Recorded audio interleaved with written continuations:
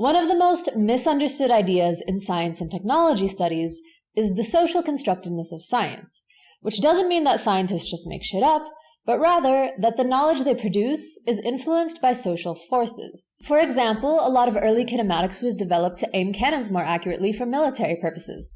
Research in quantum mechanics was driven in large part by desire for a nuclear weapon, and a big reason for all the investment in AI is...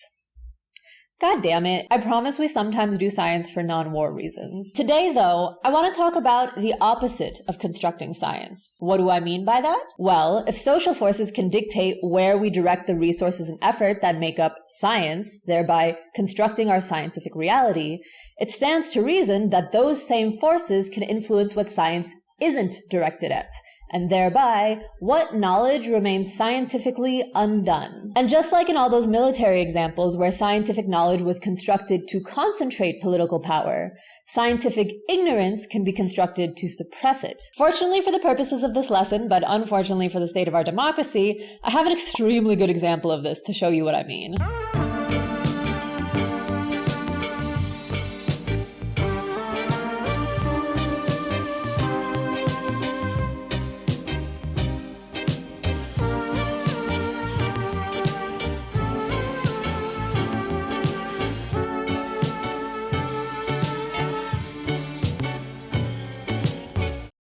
Inquiry is always selective. We look here rather than there, and the decision to focus on this is therefore invariably a choice to ignore that. And the world is very big, much bigger than the world of Descartes and Bacon, with their hopes for an imminent finish to the project of science. A key question then is, how should we regard the missing matter, knowledge not yet known? So that quote is from historian of science Robert Proctor, who's written a lot about the nature of scientific ignorance, and it sets up our key concept today: science's selectivity. Selectivity refers to the fact that the only things that get studied, and therefore the only things we generate scientific knowledge about, are what we as a society choose to study. And if we were to choose to study different things, our understanding of nature would be different in a way that reflects those choices. And while I think most people can get on board with that idea, there's less agreement on how consequential it is. A few years ago, I made a video about gravity being a social construct where I explained how the subjective calls made in its study are why you probably think there's a thing called dark matter. And it got a lot of critical responses that went something like, sure, choices might affect where research starts, but because of the scientific method's infallible ability to arrive at the true nature of reality, it doesn't really matter because we'll get to the correct conclusion eventually. To show this belief goes beyond my comment section, here's Proctor describing the same perspective. Selectivity is often conceived as transient, evanescent, a kind of noise in the system or scatter about the line, with bias slowly being rectified. Science is like mowing your lawn. You can choose any place to start, but things end up looking pretty much the same. The take here is that the subjective nature of selectivity is inconsequential. Yes, we had to decide to start mowing the lawn here, but we're gonna get around to the rest of it, so chill with the critical theory. What I'd like to argue is, first, that this is wrong. That what's left behind, even temporarily, by science's selectivity can in fact impact the material conditions of our lives. Yet unmowed areas of lawn do have consequences, so to speak. But even more importantly, I'm going to show you how that fact can be weaponized. Because as it turns out, harmful ignorance can be manufactured, and science's selectivity can be leveraged to political ends. This is the key concept from Proctor's collection of essays, Agnotology, The Making and Unmaking of Ignorance. In it, he and other scholars explore instances of agnotology, or the process of creating a lack of knowledge. There are many forms agnotology can take. The classic example is the strategies used by the tobacco industry to obfuscate the dangers of smoking despite clear evidence. But today, I want to focus on a different kind of agnotology, and that is the suppression of science that aims to improve the lives of marginalized groups. And the case study we'll use to illustrate that is the phenomenon of research on trans healthcare being stymied by fascist regimes. Because as specific as that sounds, it's happened more than once. We'll start our analysis by looking at a recent example: the sweeping cuts to research funding in the US last year that, while affecting many areas of study, came down disproportionately hard on this one. Next, we'll go back in time to learn about some historic events that were uncannily similar to what's going on now that might help inform where we're headed. We'll then use the parallels between these two eras to analyze how fascists construct politically useful ignorance, and conclude by seeing what lessons we can take away from it. My hope is that by the end of this video, you'll be able to recognize when this agnotological strategy is being used, understand how it works, and be able to call bullshit when the resulting ignorance is weaponized. All my sources will be cited on screen and can be accessed via the document linked in the description below, where I'll also put any corrections I might need to make. And with that, let's get into a topic I never thought I'd have to talk about: Elon Musk's time as an American statesman.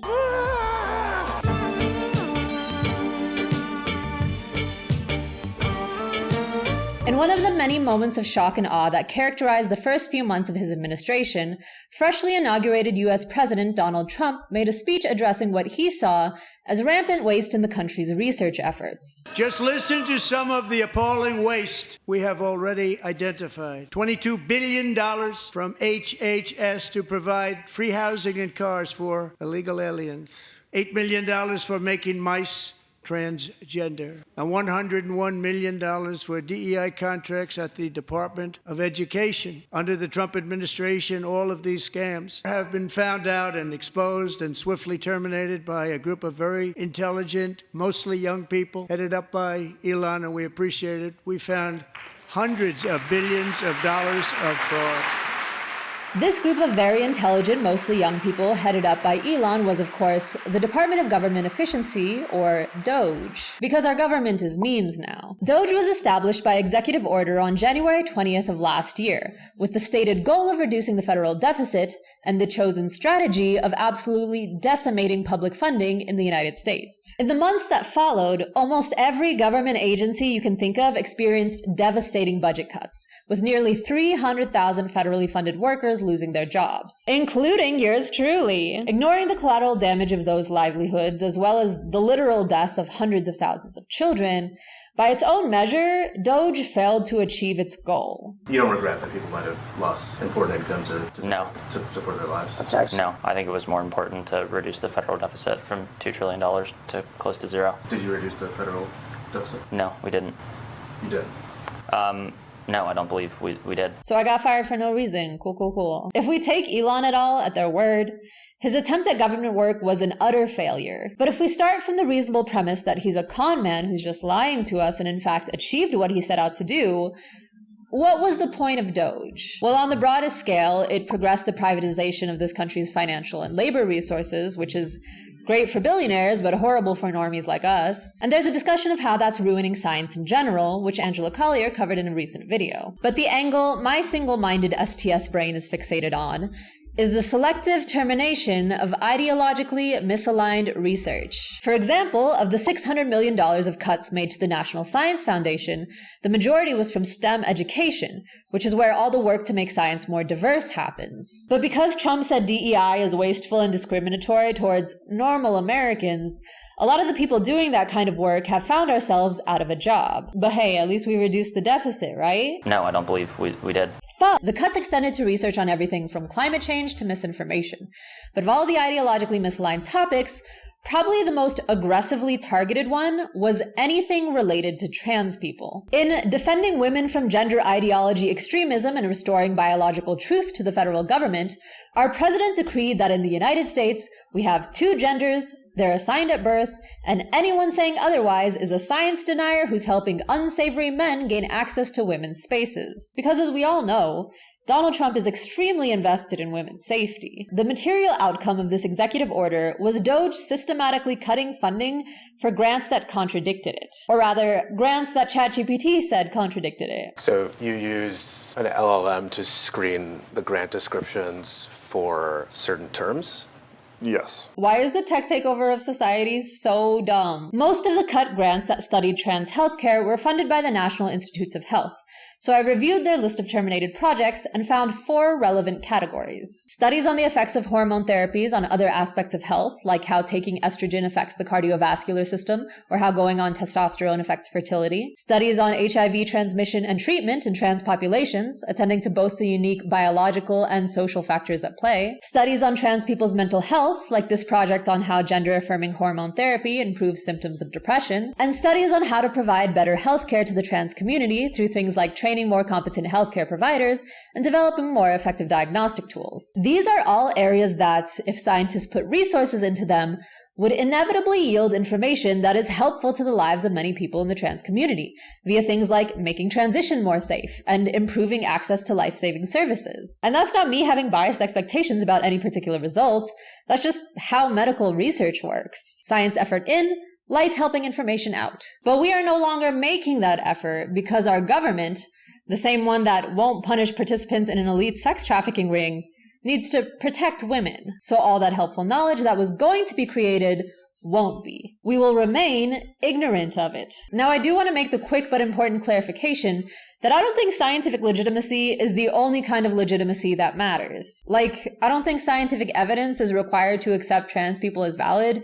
You just need some basic anecdotal information and a willingness to get over your own gender shit enough to not be a bigot. And relatedly, I don't want to give the impression that being trans is something that can only be understood as a debilitating medical condition requiring clinical intervention, because it's not. There are plenty of trans people who don't medically transition at all, and those who do have a specific baseline biology worth understanding, just like cis peoples. But assuming it's done in a not dehumanizing way, scientific research has the potential to help with a lot. Besides generating clinically useful knowledge, research on things like the sometimes life or death seriousness of gender dysphoria and how medical interventions can alleviate it can do a lot to legitimize the idea of transness as a human experience, and can be used as the basis to argue for more inclusive legislation, kind of like they did with same-sex marriage. And like with same-sex marriage, research shows that winning legal rights often improves public perception, meaning the research DOGE cut would have provided not only tools for better medical care of trans people, but justification for their social acceptance. Those tools and justifications could have existed, but won't. And on the off chance someone's gotten this far and is thinking something like, well, maybe it's helpful, but it shouldn't fall on the average taxpayer to fund research on such a niche population. Bro, that's literally how medical research works. Celiac disease and rheumatoid arthritis have similar incidence rates as transness, but no one would go after research in those areas on the basis of their target populations being small. This logic only makes sense if you're starting from the bullshit premise that transgender ideology is just a made-up excuse to let trans women be predators, and that I guess trans men don't exist. It's also worth pointing out that these cuts took a lot out with them. One ridiculous example was studies using genetically modified mice getting cut because transgenic sounds too much like transgender. Completely unrelated, by the way. And beyond the semantic casualties, there's a lot of areas where trans healthcare overlaps with cis healthcare. Menopausal women benefit from similar hormone therapies to trans women. The puberty blockers that are often denied to trans youth have been uncontroversially prescribed to cis children with CPP for decades, and the vast majority of men's breast reductions aren't performed on trans men, but cis men, because cis people are actually the most common recipients of gender-affirming care. But all this is collateral damage. What's the real point? The point is that we as a nation have the resources, expertise, and will to help trans people live happier, healthier lives.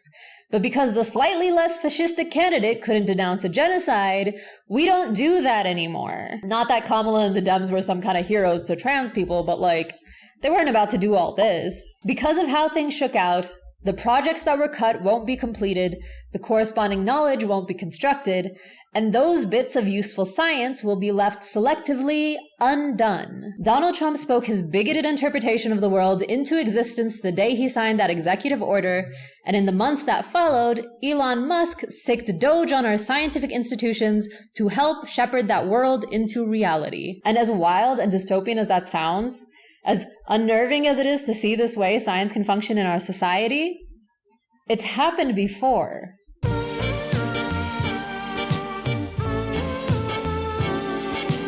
Between that Sieg Heil moment, calling his AI Mecha Hitler, and this haircut that can only be described as Führercore, Elon Musk clearly doesn't have a problem taking cues from Nazis. Unfortunately, though, his imitations go beyond the aesthetic because, as it turns out, all this shit with stopping research on trans people's health, yeah, they did that first. You probably already know about the book burnings under the Third Reich, where they famously destroyed mountains of work from all sorts of ideologically incompatible thinkers, from Marx's revolutionary socialism to Einstein's Jewish physics. And his socialism too, actually. Turns out Einstein was a whole-ass radical. While book burnings were a common occurrence in Germany the year Hitler came to power, those of May 10th stand out. That day, Nazi student groups organized burnings in some 20 cities throughout the country.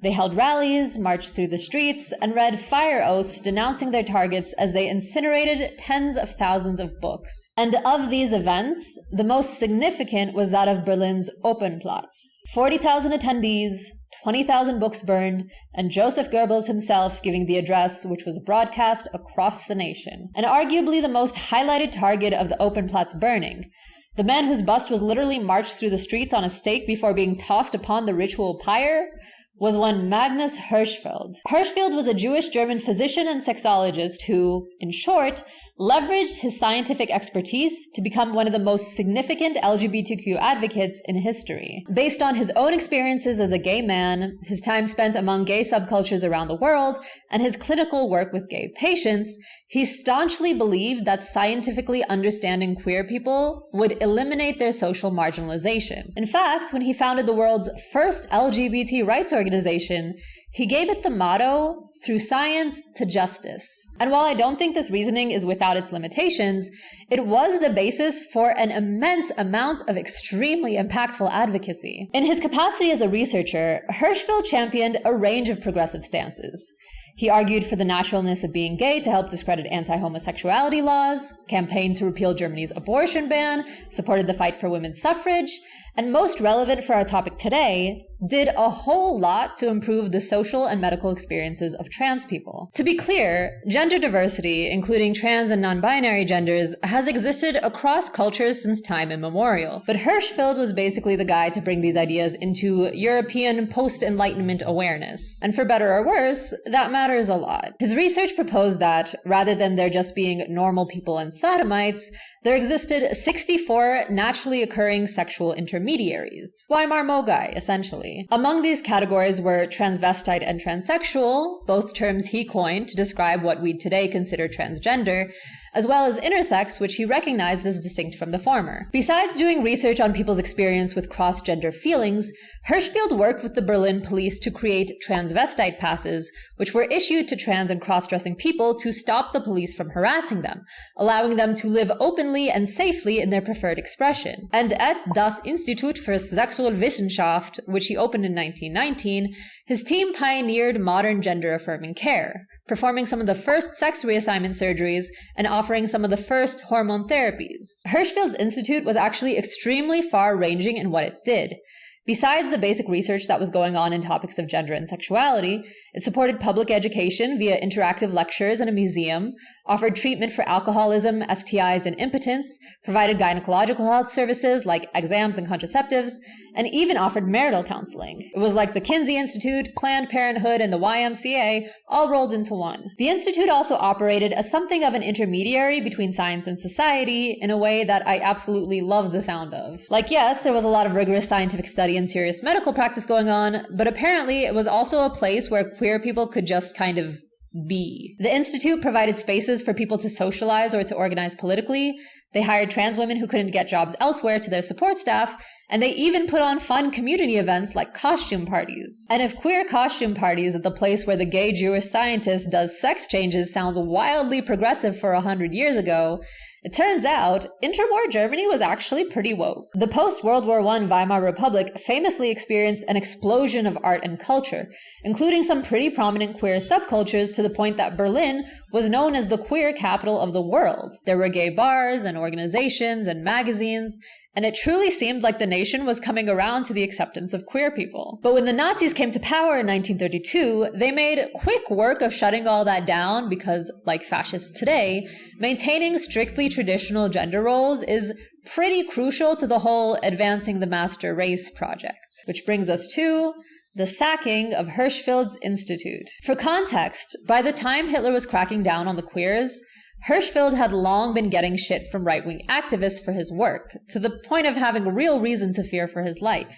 So in 1930, when he could already see the writing on the wall for people like him in Germany, he left the country for a world tour, and his institute operated in his absence until May 6, 1932. That fateful morning, a group from the Nazi Students' League stormed the institute, beating up staff, destroying the premises, and chanting "Brenne Hirschfeld" to the accompaniment of a brass band. That afternoon, Nazi paramilitaries looted the institute's library, seizing some 20,000 books. In the evening, the police arrived to announce the institute closed forever, and 4 days later, the confiscated collection was burned at Opernplatz, where Hirschfeld's bust sat atop his life's work set ablaze, while the Nazi Minister of Propaganda announced to the world, Das Zeitalter eines überspitzten jüdischen Intellektualismus ist nun zu Ende. Hirschfeld would never return to Germany. Besides the existing threats to his safety that were exacerbated by his burning in effigy, the Nazi government would soon revoke his citizenship, and he would live out his exile in France with his gay polycule until passing in 1935. And while the personal fate of this revolutionary scientist was a tragedy in its own right, the destruction of his work and institute changed the course of history for queer people in Europe. This wasn't just a symbolic loss, and it didn't just harm the people who relied on the institute's services. It quite literally prevented a generation of knowledge that would have further served people like them. It was a strategic effort to suppress scientific progress in a specific area that could have otherwise done a lot to advance the rights and well-being of a community whose existence was incompatible with far-right ideology. And the same damn thing is happening today. I mean, there are differences. It's a series of government policy changes versus a more decentralized campaign of physical destruction. But it's the same agnotological strategy and the same victims. Trump and DOGE's targeting isn't based on some new fixation with trans people. It's not a reaction to some modern political conflict. It's an uncanny echo of the strategy Nazis used a century earlier to oppress gender and sexual minorities. And women, ironically. And honestly, men too, because patriarchy fucks us all. In fact, let's zoom out demographically a bit. The kind of knowledge suppression we saw in DOGE and the book burnings isn't limited to science about queer people.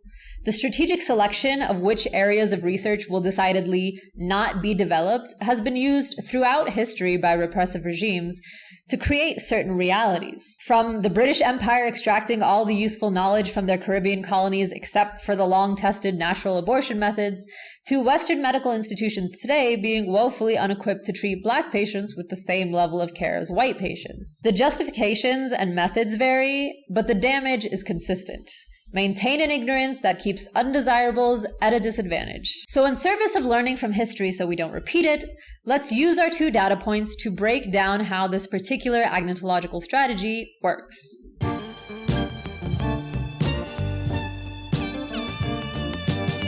Something I often find myself trying to explain when talking about things like science being a social construct is that in real life, science isn't some abstract ideal. It's a human practice. It's institutions, it's resources, it's people. And when talking about something like selectivity, about how what we know and what we don't know is in part shaped by social phenomena, it's important to understand that in terms of the material processes of how science is conducted, rather than some hypothetical ideal of what science should be. Like, no, what DOGE and the Nazis did doesn't make certain knowledge categorically unknowable. It would still be possible for people with the right expertise, tools, and opportunity to uncover it. But those movements can make that possibility exceedingly unlikely by influencing the ecosystem of science. So what I want to do now is illustrate what that process looks like. What are the levers people with power pull to construct useful ignorance? And how do they function long-term? To help ground this analysis in experience besides my own, I reached out to another researcher who lost a grant last year, Dr. Mandy Pratt-Chapman. So I'm a professor of medicine and prevention and community health at GW, George Washington University. 3 days ago was my 18-year anniversary. I've been there a while. I've been in a lot of different roles there. My work has really been about access to care, quality of care, and intersectional health equity. Dr. Pratt-Chapman had been working on a project about how rural cancer centers collect data to improve quality of care for LGBTQ people, And after it got terminated, she started studying the impact of those funding cuts on researchers. So with all that, here is my internet-friendly numbered list of how DOGE and the Nazis did agnotology. The 5 simple steps repressive regimes use to stop science. Let's go.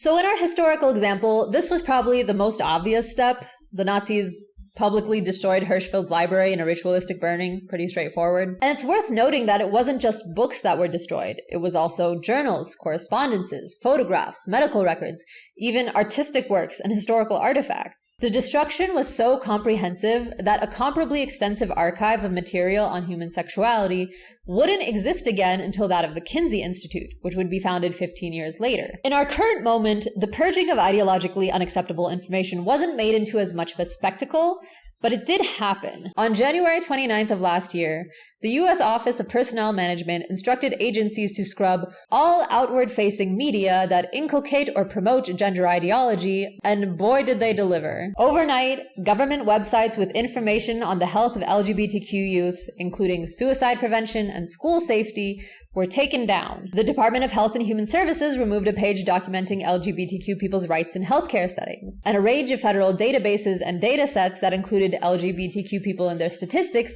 completely disappeared. And these targeted removals took with them much broader resources. For example, data from a national survey on youth health that had been running for 35 years was scrubbed because it tracked sexual orientation and gender identity. The American Psychological Association spoke to the dire consequences of these losses. Many psychological studies rely on large-scale datasets maintained by federal agencies. Losing access to these databases will significantly impede research progress, limiting the ability to conduct longitudinal studies, analyze population trends, and replicate existing findings. Some of the removed databases contain valuable historical data that may be difficult or impossible to recover if access is not restored. This is how the first step of the agnotology playbook works. Scientific knowledge compounds. We build new knowledge on top of old knowledge, we expand upon the things we've already learned. But while removing helpful resources on things like legal rights is harmful in and of itself, the destruction of databases and libraries resets the clock on scientific progress. We could be pushing new horizons of knowledge, but instead we're left in a state of scrambling to recreate what we've already done. If the fascists stopped here, they would have already wasted the time and energy needed to recreate what was lost. Unfortunately, they don't usually stop there.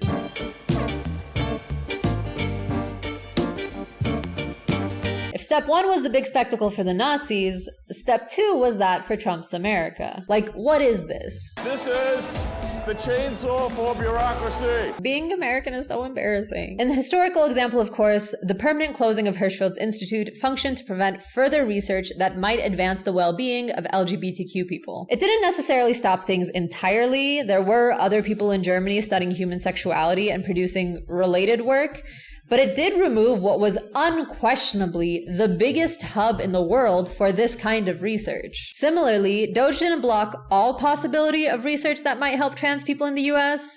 It just kneecapped the main places where it happens. For example, most of the research on trans healthcare that was cut was being funded by the National Institutes of Health, which is the single largest funder of basic biomedical research in American universities and the world. Sure, gutting the NIH doesn't get at literally every funding dollar, but it does bottleneck things. And the suppression of ongoing work is more than just grant terminations. On an organizational level, the office that the NIH had established to coordinate research on sexual and gender minorities was effectively disbanded, and the CDC announced it would no longer include information on gender identity in surveys. And all this is just the stuff you can read about in the news. The situation on the ground is even worse. Cancer centers were previously told that we should work on science in order to influence policy so that policy is evidence-based. And as of yesterday, I was told that we cannot use the word policy. We should not have a goal of having anything to do with policy, which is crazy because that's the reason you're doing science. You want things to be evidence-based, especially in a field like medicine. That's a huge shift from we want you to do policy and systems change to benefit the health of people to don't even go there. Science isn't supposed to touch that. Across the board, the government has been dismantling infrastructure that could be supporting the creation of new knowledge about the health needs of trans people But instead, we have the modern equivalent of Hirschfeld's SACT Institute, a loud and clear redefinition of the nation's research interests. But science isn't just physical institutions, it's also people, and you best believe the fascists will go for them too.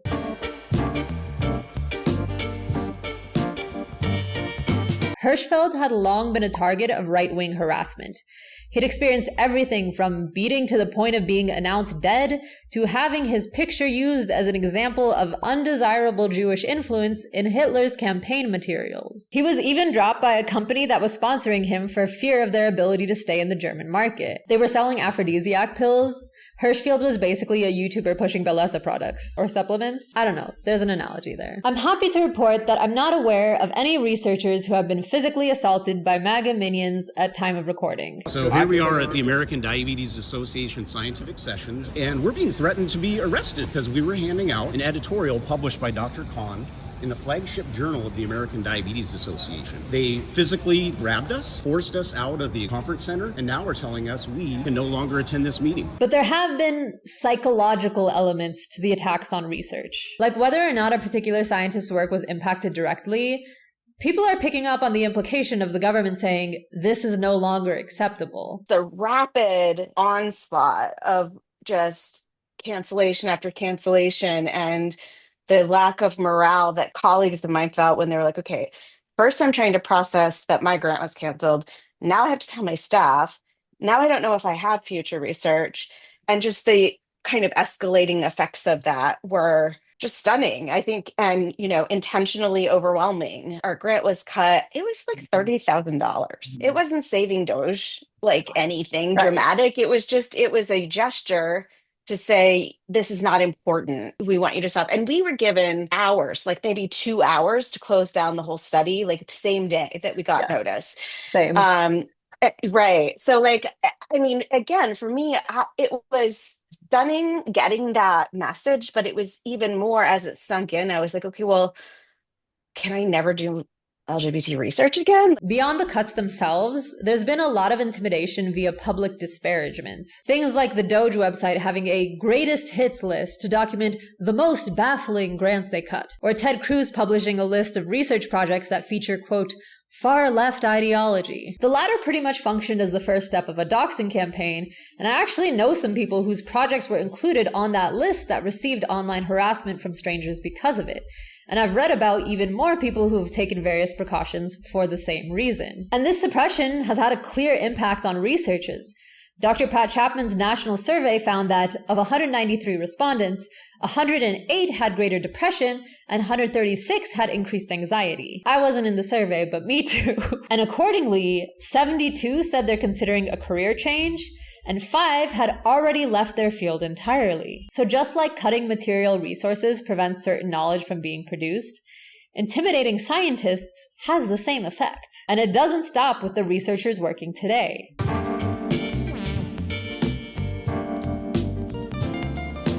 As an international hub on the cutting edge of its field, Hirschfeld's Institute was a place of learning and training as much as it was research and clinical practice. People came from all over the world to study there, and Hirschfeld himself trained many young scientists and scholars. The Institute wasn't just producing knowledge, it was producing the people who would produce more knowledge in the future. So when considering the opportunity cost of shutting down an institution like this, we also have to consider the lost output of scientists who would have been trained to advance a field, but weren't. See, the goal of academia is not just the research it produces, it's also the people it trains to keep the machine of research going in the future by providing work experience and mentorship. Meaning DOGE's cuts are affecting the research landscape on a generational level. So I was part of a group that our entire purpose of the project was to train junior investigators to do LGBT cancer research. These were people that very intentionally wanted to do LGBT related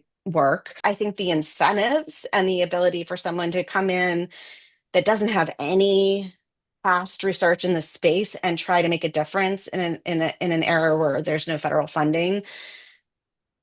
Yeah, I think a lot of people they have to live. They have to have a job. They have to pay their bills. So we won't have as many people going into research focused on LGBT health, for sure. So not only has DOGE eliminated opportunities for the training of future researchers, It's also created an environment where early career academics will self-select out of these targeted topics because of the understandable desire to have a career. And while this is achieved perfectly well by all the NIH cuts to healthcare research, it's made even worse by the parallel efforts to stifle future scholars through the cuts made at the National Science Foundation. Like I mentioned earlier, most of the cut NSF grants were meant to broaden participation in STEM among marginalized communities, like LGBTQ people. And while historical figures like Alan Hart and James Barry illustrate the invaluable contributions trans people make to medicine in general, it's worth noting that the presence of queer people participating in science additionally affects how much interest there is in studying topics that impact them. Also, a paper that came out after I shot this video found that the NIH cuts to research on minoritized communities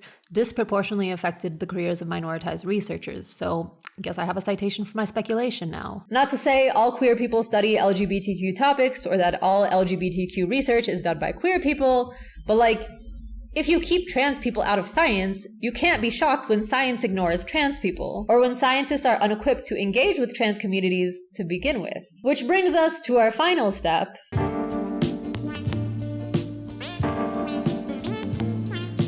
So this point doesn't apply to all kinds of research, like a study using mice to understand the effects of some hormone thing doesn't really need human participation. But in general, research in an area like the health of a specific population does at some point require the participation of said population. And I can't think of many things more likely to decrease the appeal of participating in such research than fascists trying to shut it down. When Hirschfeld's library was seized, the looters didn't just take books, they also took the Institute's list of patient names and addresses, which the Nazis later used to facilitate the arrest of thousands of people. So given the history of medical and research records literally being the basis for sending people to concentration camps, it tracks that people today might be a little wary of giving their information to researchers during a government crackdown on their work. One pathway of my research was, how do we ask these questions? And now all of that seems completely peripheral because I'm trying to figure out if it's even safe to ask these questions. So I've pivoted from advocating for data collection for better guideline development to talk, and my next research study is talking to community members affected, LGBT community members affected by cancer, and asking if they feel safe. And even if they do, asking institutions, do they have confidentiality protections that will actually protect patients? And it's heartbreaking. Since our interview, Dr. Pratt Chapman let me know that the government has issued 20 civil subpoenas and 3 criminal subpoenas to healthcare providers to try to get sensitive medical information from patient records. She's pivoted to developing frameworks to apply to all patients that can meet the needs of LGBTQ patients without identifying them as such.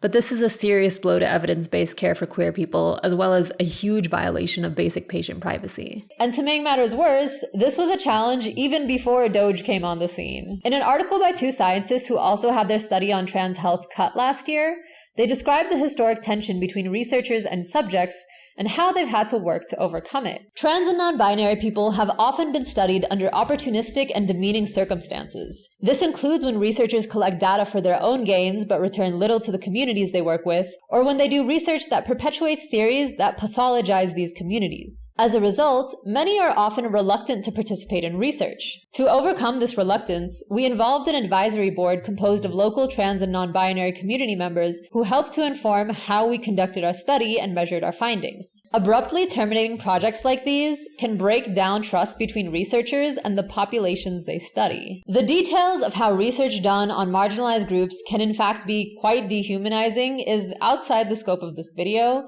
but suffice to say, the relationship between researchers and subjects was already tenuous, and this wave of government suppression took a sledgehammer to it, or more precisely, a chainsaw.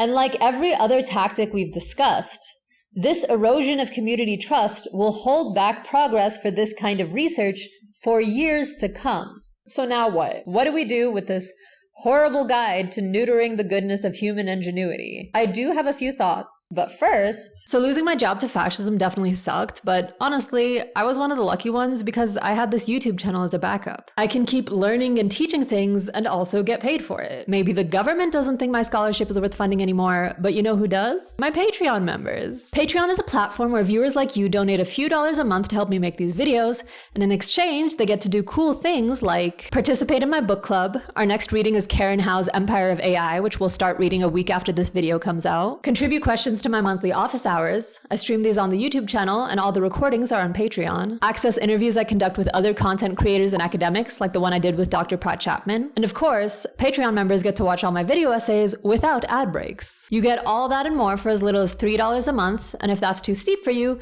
you can always join as a free member. They get some of the Patreon-only content, as well as announcements for things like my YouTube live streams and IRL events, which I'll be trying to do more of in the next few months, so definitely check it out, especially if you live in Mexico, Argentina, or Brazil. Best believe I'm taking full advantage of being unemployed. What else does one do when the government comes for your livelihood? In all seriousness though, I am hugely grateful to the members of my Patreon. Almost everyone I know whose job got DOGE last year had to transition to the private sector, but I get to continue doing public education for things I care about, and that's awesome. So if you're able and interested in supporting my work, check out the links in the description below. And if you're not, that's fine. I'm just glad you're here learning something. Knowledge is power and all that. Speaking of...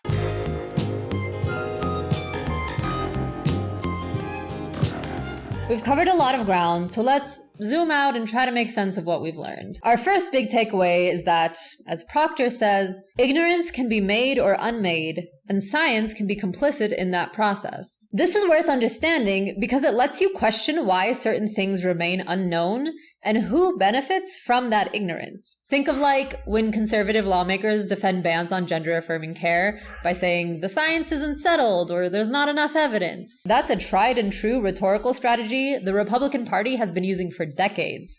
Create or exaggerate doubt in the scientific community and blame the supposed lack of data for your regressive policies. I have a colleague that calls that the no data, no problem problem. The no data, no problem relies on the unstated assumption that if, say, gender-affirming care was safe and useful, science would have proved that already. And as an aside, there is a non-zero amount of research to that effect. But as we've seen, the social nature of science's selectivity means that when we don't yet have unimpeachable evidence of something, it's not necessarily because people have looked for it and failed. It can also be because social forces are hindering the search. And politicians rhetorically weaponize constructed or overstated ignorance all the time. For example, climate change denial exists because in the 90s, a think tank paid some physicists to misrepresent the nature of scientific consensus to the public. It's a wild story. Leave a comment if you want to see a video about it. Point is, understanding that ignorance isn't always a naturally occurring phenomenon is a useful tool for evaluating certain arguments. And to that end, I want to ask today's discussion question. For anyone new to the channel, I like to give viewers a prompt to share about in the comments, and today, I want to know if y'all have any other examples of agnotology. Do you know of other kinds of research that has been prevented from happening? Can you think of other organized campaigns to deny some knowledge to the public? Or have you seen the no data, no problem used in other contexts? Let me know what today's conversation inspired for you in a comment with the keywords discussion prompt, and I'll share some in the outro of my next video. And check out what other people are commenting, because the more examples you have of this kind of thing, the better you'll be at recognizing it in the real world. So our intellectual takeaway here is that agnotology is a thing. But what about the part where the Trump administration stopped funding anything that contradicts its ideology? Is there anything we can do besides watch them storm the figurative Hirschfeld institutes of today? Well, when hostile forces are trying to destroy information, one way of fighting back is preserving it. Remember all those government websites and resources that were taken down? Well, when that happened, activists immediately started archiving what was removed and recreating scrubbed pages so that people could still access that information. If you're a researcher, I'd highly recommend checking out the APA's page on the removal of federal datasets, because there's a what you can do about it section that talks all about data preservation and archiving that I think is really useful. There's also some more generic stuff on there about things like contacting elected officials. For a more specific way to make your voice heard, I just learned about a rule the OMB proposed that would solidify the non-funding of grants not aligned with presidential priorities and allow for immediate cancellation of any federal grants, making this whole problem even worse. They're accepting public comments until July 13th. So if you're watching this before then, go to this link in my references to leave your comment before they lock this in. But beyond the broader resistance to the current administration, I think this is a problem that's got to be tackled by people in research. And trust, some people are resisting. Despite the strong incentives, researchers like Dr. Pratt Chapman are looking for ways to continue their work. I will say this work has not completely stopped. Like, a group of us that had grant cancellations came together, wrote a Health Equity Center grant to the American Cancer Society that was funded, and we have a virtual LGBT Health Equity Center. And that's how I'm doing the current work around looking at, do we need adaptive strategies to talk about SOGI? And maybe it's not documented. Maybe looks different. So I don't want people to think, nothing is happening, but certainly there's been intentional intimidation, intentional overwhelm, and the resources are significantly different to move this forward. Yeah. I wasn't all that surprised to hear this. After the project I was working on got terminated, the team members who weren't fired immediately began brainstorming ways to continue the work. It's absolutely going to be harder. There will be fewer resources, they'll have to volunteer their time, and it might attract further ire from the forces that be. But generally, the people who are already working on research that challenge systems of power are the kind of people who will continue doing that in the face of government suppression. And I am so moved by seeing the resilience and bravery of people like my former colleagues and Dr. Pratt Chapman. But a less heartwarming similarity between our experiences was the reaction of colleagues whose research wasn't targeted. I will say that early in 2025, I was discouraged by, and I still continue to be discouraged by, folks who feel less at risk trying to not draw attention to themselves. Yeah, I saw this too. But yeah, I mean, as allies, I think if you're in a more secure position, stand up for people are smart and doing good work that it needs to be done. It's scary. I get that it's scary, but I mean, if it's scary for you, imagine what it is for someone who has just had their legs cut off under them. We've been taught as academics and as researchers to kind of let the other people do the advocating. And I just really lean into, I'm a citizen as much as I'm a scientist, and my voice deserves to be heard about things that I know about. To be fair, there were absolutely people that didn't immediately cave to the whims of DOGE and supported those of us who were watching our life's work evaporate. But I'd be lying if I said it didn't seem like most people who weren't directly affected reacted by keeping their heads down, not rocking the boat, and just following orders. Where have I heard that before? The executive orders themselves require that every agency adhere to them, and we were there to help the agency leads implement EOs. We were there to help enforce the executive orders that were signed. We were only following orders, nothing more. Despite the many parallels between what happened a century ago and what's happening today, we are not yet at the point where trans people are being sent to concentration camps and the people using science to advocate for them fear attacks on their lives. Actually, that kind of depends on where you are. States have been passing laws invalidating driver's licenses with gender markers different than whatever was assigned at birth. And in the case of Mississippi, they're also trying to make it so that anyone caught with a wrong gender license gets referred to ICE. So we might actually be closer to this reality than you think. But if there's any message I could get to those in the greater research community whose reaction to seeing their peers' work get targeted has been keeping their heads down and submitting to the administration, it would be to please learn some history, think about where this path we're on leads, and really consider what role you want to have had in it. I can't tell you what exactly you can do. As I explained in my video on systemic change, the details there are going to depend on who you are and what's happening in your immediate surroundings and what specific forms of power you have. But what I can say is, don't assume you're powerless. Because while you're definitely not, the fascists are only able to get away with this shit if they can scare you into believing you are. So I urge all academics, scientists, and researchers to talk to your colleagues who have been affected by DOGE and the executive orders. Find out how things are playing out in your institution, what ways you can be an ally. Try to see what little bit you can contribute to resisting this attack on our collective knowledge. Because, as the poet Heinrich Heine wrote in one of the many volumes incinerated by the Nazis, where they burn books, in the end, They will burn humans too.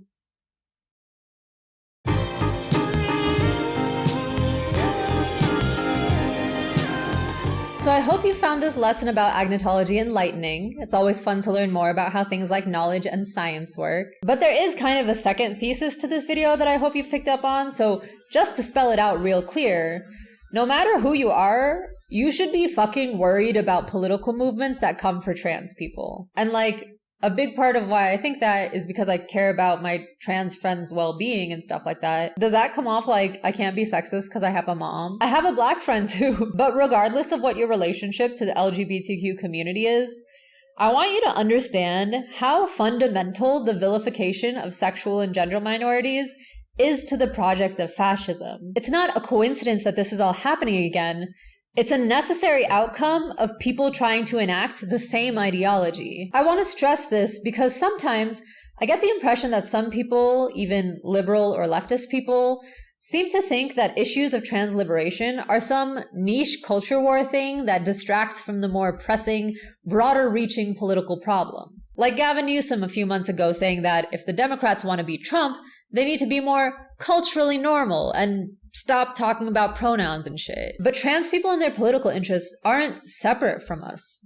They're just first in line. Them, disabled people, and immigrants are like canaries in the coal mine for fascist takeovers. There's a whole lot more to be said about why the kind of ultra-nationalism you see with the Nazis or Trump requires imposing cis-hetero standards on its population in terms of maintaining the patriarchal family model that sustains it and protecting the cult of masculine strength that it's built around. But just based on what we've discussed here, isn't it patently terrifying to see so much effort being put into preventing like 1% of the population from just self-actualizing in peace? The kinds of truths fascists use agnotological strategies to deny, things as fundamental and undeniable as the verity of how people experience their own bodies, are some of the most profoundly personal aspects of being a human. And I don't know how anyone can look at these attempts to just write the way some people are out of reality and not recognize it as an imminent threat to their own personhood. Because if authoritarians are willing to manipulate knowledge and information to deny someone the right to their own existence, nothing is safe. Hello and welcome to the end of the video. Thanks for watching and I hope you enjoyed it. Can you hear the guy selling gas outside my window? It's all day, every day. In just a moment, I'm gonna share some comments I got in response to the discussion prompt in my last video. But before I do that, you know what I gotta do. Please hit the like button, subscribe to the channel, share the video, leave a comment. Do algorithmic things that help me out because this is literally my livelihood now. And of course, if you're able to, a Patreon subscription would be real nice. You'd get to see your name at the end of my videos like all these wonderful people. And you know, there's the perks and extra stuff and free membership and all that stuff I said before. You know how this works. If you can, check it out. If you can't, no worries. Okay, so the comments from the last video. In case you haven't seen it, it was about AI. And while I spend a lot of the video talking about all the ways in which the way the AI industry is currently playing out are like wildly dangerous and harmful, from like the environment to our individual mental healths. My thesis is something like the attitude towards shaming individual people for using things like LLMs, you know, saying people who do that are dumb and bad or whatever, is massively counterproductive because all it does is alienate people, which generally does not motivate people to stop what they're doing, and in fact can make their usage much more harmful. And that if you're concerned about AI, you should direct your energy and anger towards the systems that are causing the problems and not the individual people who are like trying to get by. It's definitely more nuanced than that, so I do recommend you go check it out. But for now, I'm gonna share some of what people had to say about it. So a couple different people had the same criticism, which was something along the lines of, if I think that individual users of AI deserve empathy rather than shame for their use, why shouldn't we think the same way about bigots. So for example, Goat Jesus said, should this logic about shaming not working be applied to racism, sexism? I'm not sure what your logical endpoint is here. Should we try and accommodate evil people and be gentle/reasonable when trying to deconstruct racist people? I think your research about shame is dubious. It's not exactly peer-reviewed summaries you're bringing to our attention. Okay, so besides the fact that I definitely cite peer-reviewed sources and additionally had a researcher who's an expert in social psychology interviewed, just to, speak to the credentials, to actually speak to what you're saying. So first off, the comparison between a bigot and someone who does something with downstream harms is not valid. People don't use LLMs to stick it to exploited data workers or because they hate the environment. Just like people who buy fast fashion aren't doing it because they want sweatshop workers to suffer, or people who use Amazon aren't trying to screw over overworked delivery drivers. People use LLMs or buy fast fashion or shop on Amazon to fulfill a material need they have. The harm is not the point. It's a side effect. So psychologically, which is what we're talking about when we're thinking about how to change people's behavior, the experience of using these things is just completely different than bigotry. That said, I do think this logic actually does apply to bigotry as well. That's not to say like black people owe it to white supremacists to hold their hands as they gently talk them through why racism is bad. Of course, I don't think oppressed people owe their oppressors empathy. However, if someone was interested in changing the hearts and minds of bigoted people, then yeah, doing it in a non-judgmental way would absolutely be more effective than shaming them. I'll make the caveat that I think this is slightly different for normal people in your life than it is for, say, public figures and politicians. In my conversation with Devin Price on the topic, he discussed when he thinks social shame is useful, and basically it's only when directed at powerful people that you actually do want to alienate and make go away. But if we're talking about like friends and family members and neighbors with problematic beliefs, I'd hope that your goal isn't to make them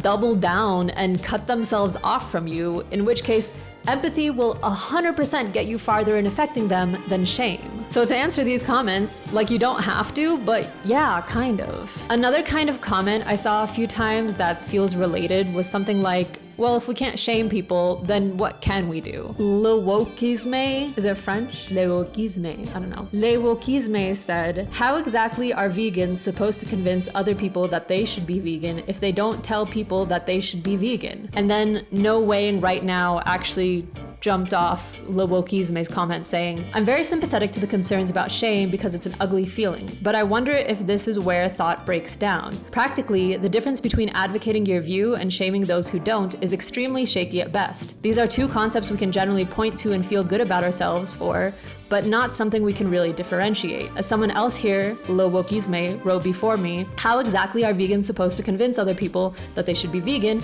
if they don't tell people that they should be vegan? So first off, I don't think I agree that advocating your view and shaming people are that hard to distinguish. To me, advocating my view means sharing what I do and why, whereas shaming people is making judgments about other people's behavior. It's the difference between a vegan telling a meat eater, I don't want to eat meat for XYZ reasons, so this is what I do instead, and you shouldn't eat meat for XYZ reasons, and if you do, that means you are evil, uncaring, unethical, whatever. Like there's this channel I've gotten into recently, Sincere on Main. I don't know if she's vegan or vegetarian, but she doesn't eat meat, and she talks about it a lot.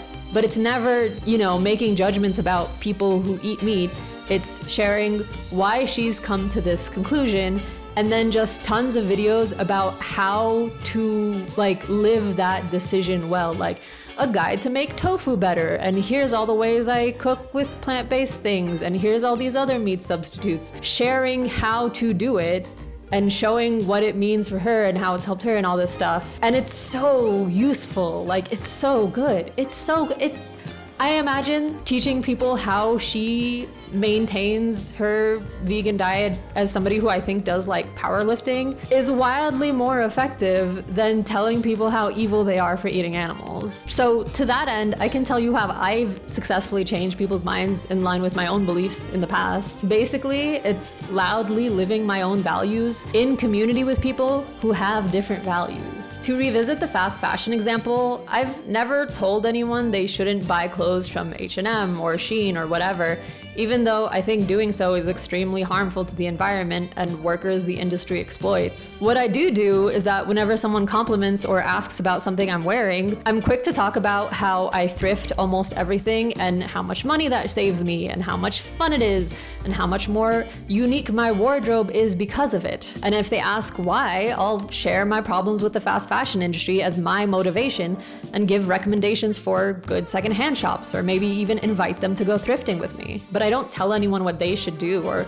that they're evil for doing something that's different than me. And in case people see this particular example as kind of frivolous, this is how I engage people with my political beliefs in general. I've changed people in my life's minds about things like Palestine or the Me Too movement in exactly the same way, sharing why I believe what I believe and why I do what I do. So basically, I've changed people's minds not by criticizing their beliefs and actions, but excitedly sharing my own and offering them information and ways to engage differently if they're interested. I don't believe in forcing people to do what I do or believe what I believe. And if it's not already clear, this only works if I'm engaging with people who don't have all the same beliefs as me. You're only able to influence other people to the extent that you're interacting with people who behave and think differently than you, which is a big part of why I make an effort to be in politically diverse communities, even though socializing with just politically aligned people can be easier. And this is why I don't think cutting off people from your life for, say, using LLMs helps your goal if you're anti-AI. You're just removing yourself as what could have been a good example for them of how to be different. You know, I don't want to extrapolate too much of the real world based on what I see online, but I do fear that a lot of people on the left need to learn how to interact with people that have different beliefs than them, because, you know, the revolution doesn't happen by identifying who has the right beliefs and getting rid of everybody else. It's ultimately gonna have to bring everyone along. Okay, I want to end on something light and silly. So of the thousands of comments this video got, one of the things that came up most often was people sharing that they use LLMs as a tool in tabletop role-playing games like D&D. I'm not gonna read them off, but here's a bunch of them. I got so many more comments like this to the effect of using them to create characters or write stories or whatever. Now, I don't wanna make any kind of judgment on this use because, like I've said, I don't think moral judgment is really my or anyone's role here, but I am fascinated by this because of that whole ChatGPT goblin problem. If you haven't heard, apparently ChatGPT would reference things like gremlins and goblins and ogres so often that OpenAI had to go in and literally program it out. And before, I was so confused as to why that would possibly be a thing. But now, having seen just tons of people using it for D&D or whatever, is that why? OpenAI has a different explanation for it, but I don't know. I like to think that the TTRPG folks overran it with mystical characters and storylines to the point that it just thinks that's what people want. Users yearn for the goblins. Man, AI would be hilarious if it wasn't this terrifying. Okay, bye.